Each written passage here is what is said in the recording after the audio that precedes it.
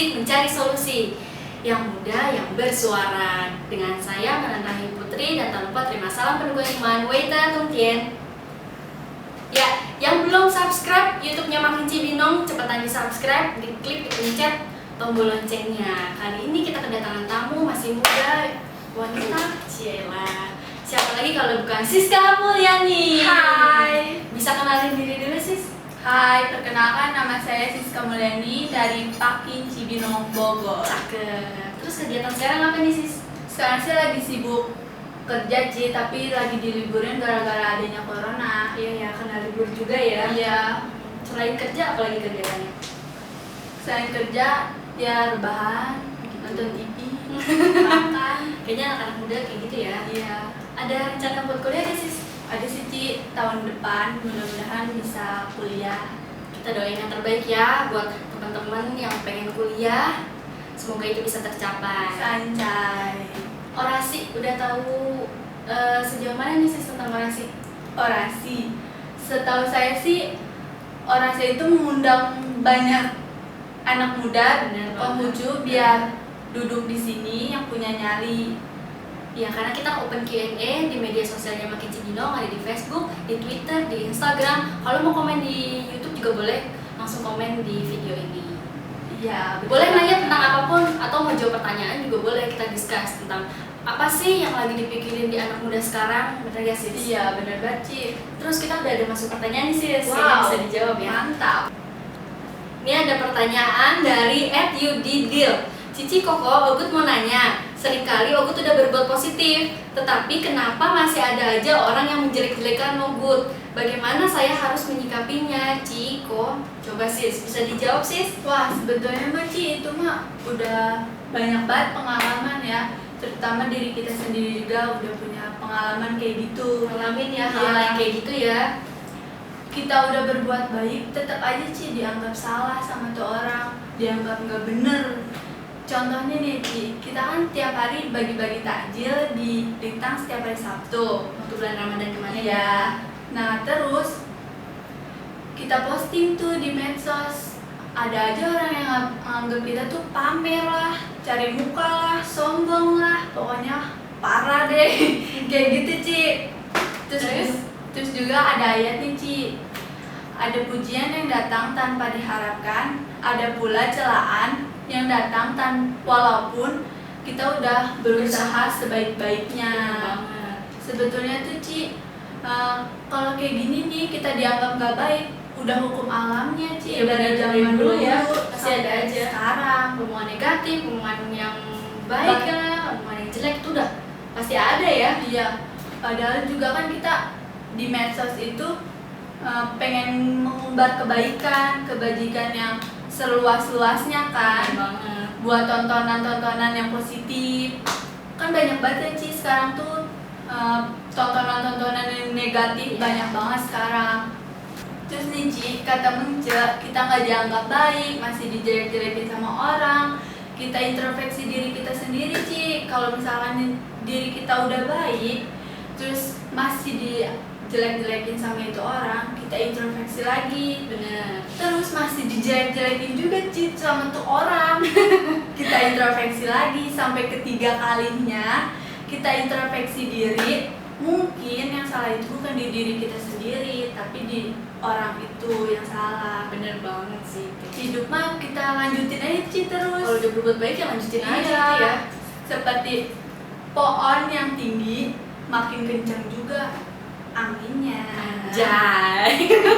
Begitu, Ci. Ya benar, kita nggak hidup dari omongan orang. Mm-mm. Kalau kita udah berbuat baik ya lanjutkan aja, terusin aja. Pusing. Ya benar. Kalau hidup ngikutin orang lain mah pusing banget. Iya benar. Tapi harus tetap berbuat baik. Iya. Ya. Benar. Setuju gue sama Sis. Wah, cakep. Telah selesai sesi pertanyaan jawab kita. Asik. Tapi kayaknya masih kurang nih, Sis, waktunya nih untuk kita berbincang-bincang nih. Apa tuh, Pengen Ci? tahu lebih dalam lagi nih tentang lu lah. Apa nih? Mungkin banyak yang kepo juga kan? Mau tanya langsung di kolom komentar. Pacar punya atau gebetan lagi deket sama siapa? Gebetan punya pacar belum? Aja. Bagi yang mau coba Coba-coba. Instagramnya boleh disebutin? Nggak berani, ada 2. Oke. Terus sis, mau tahu nih pesan dan kesan di orasi ini apa sih? Orasi itu mantap banget Ci. Bagus banget, terbaik deh. Bisa mengundang para pemuda Konghucu itu bisa duduk di sini nih yang kagak punya nyali, jadi punya nyali. Kayak siapa? Kayak saya. Perasaan itu udah deg-degan. Aduh, soalnya di sini tuh wah banget sih, tempatnya mantap lah pokoknya. Jadi berniat untuk datang lagi ke acara ini? Mudah-mudahan Ci. Tapi seru ya? Seru banget. Jadi ya. berani kan? Jadi punya nyali buat Punya ngomong di nyali. depan umum kan? Yang tadinya nggak bisa nih, kita jadi bisa ngomong di depan banyak orang. Cakep, keren sih. Jadi keren banget ya acara ya? Iya, mantap. Jadi siapapun kalian yang punya nyali, silahkan datang ke sini di Orasi Obrolan Asik mencari solusi yang muda yang bersuara. Kita tunggu yang punya nyali. Oke, di episode kali ini kita kedatangan bintang tamu yang kedua. Siapa dia? Yaitu Koko Mario. Harus perkenalin diri dulu gak nih? Gak usah lah. Kalau dulu udah perkenalan diri ya. Kenal. Kita undang Koko Mario lagi di sini karena Koko Mario ini ditantang oleh siapa? Nih, @Julian_Kelvin. Cici Koko, mau tanya dong pendapatnya tentang hashtag Indonesia Terserah. Aku mau Koko Mario ya yang jawab, boleh gak? Gimana kok tanggapannya tentang hashtag Indonesia Terserah? Si Julian iseng apa-apa nih.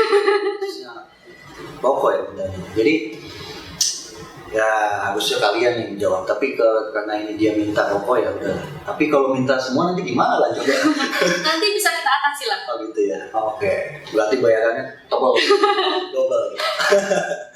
Oke. Mungkin soal hashtag Indonesia Terserah ya ini belakangan hadir ya. Kalau kita lihat kenyataannya kan ini dari mungkin saya bicara oknum ya. Oknum petugas kesehatan yang mungkin merasa kecewa ya akibat tidak adanya timbal balik dari masyarakat mungkin yang tanda kutip bandel yang bisa dibilangin.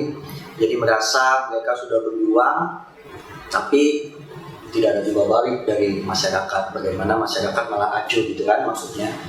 Mungkin ya ini kan wajar-wajar saja buat saya. Artinya mereka sebagai manusia biasa punya kekecewaan gitu kan. Karena capek juga kan ya kok ya udah sampai kita tahu lah cerita mereka, perjuangan mereka. Karena kan mereka juga ya bertaruh nyawa juga ya kan. Bagaimana dia juga punya rentan sekali terkena COVID dan juga sebenarnya saya sedihnya memang sama masyarakat Indonesia ada kejadian yang justru perawat-perawat itu dijauhi kan, bagaimana takut kena COVID, sampai nggak diterima dan sebagainya kan. Sampai mau ketemu anaknya atau keluarganya aja tuh, ya mereka membatasi diri ya kok. Tuh, sampai kan disiapin hotel ada untuk khusus perawat karena tidak diterima di masyarakat. Dan itu saya pikir kita sebagai masyarakat Indonesia juga harus belajar bagaimana boleh kita waspada tapi nggak segitunya ya, bagaimana kita kan mereka juga sebagai manusia sebagai tuntutan tugas ya wajar saja gitu kan, tapi tetap kita harus waspada tapi tidak boleh berlebihan.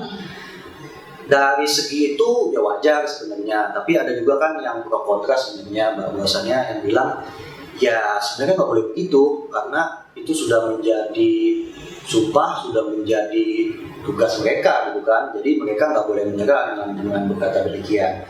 Ya itu sah-sah saja, dua-duanya nggak ada yang salah. Nggak membenarkan dan nggak menyalahkan juga ya kok. Iya, dan itu kan wajar sebagai manusia. Saya pikir sah-sah saja, tapi kan bukan dengan demikian bukan berarti kalau nggak ada pasien yang ditangani kan dari itu juga ya harusnya. Jadi itu dinamika yang wajar saja buat saya. Dan tinggal kita bagaimana sebagai rakyat menyikapinya. Kita sebagai rakyat ya tentunya juga harus berpikir juga bagaimana kita tidak berpikir tentang diri kita sendiri kan, kita berpikir tentang orang banyak. Kan kalau penyakit ini nggak menular sih oke aja kan, yang masalahnya ini penyakit ini menular, jadi menular dengan cepat bisa ke siapa aja, itu masalahnya sih. Jadi kondisi demikian rakyat salah ya juga sebenarnya menurut Koko, karena mau sampai kapan kita begini terus nggak ada yang bisa jawab. Ekonomi nggak dibuka ya kita bisa mati juga kelaparan, bisa rusuh juga. Nah ini memang serba dilematis. Pemerintah juga kan ya kalau dalam kacamata Koko ya bingung mau kayak gimana kan. PSBB diperpanjang sampai kapan? Sementara yang Koko lihat PSBB juga hanya sebatas ya udah keluar PSBB, tapi kenyataan di lapangan nggak berjalan juga. Nggak sesuai yang diharapkan ya Pak ya? Banyak sekali hal-hal yang tidak sesuai dengan itu kan kalau kita baca PSBB ketat sekali kan, tapi di lapangan nggak kayak gitu juga. Kita lihat terdekat di Cibinong kan tertahu sendiri Pasar walaupun dalam kondisi PSBB masih ramai orang, dan kita bisa apa gitu kan. Masalahnya susah juga untuk mengatur orang dalam kondisi yang demikian. Mereka harus mencukupi kebutuhan mereka juga Itu sih. dalam waktu yang tidak terbatas. Nah, kita juga nggak tahu sampai kapan. Itu yang bingung, jadi memang dilematis.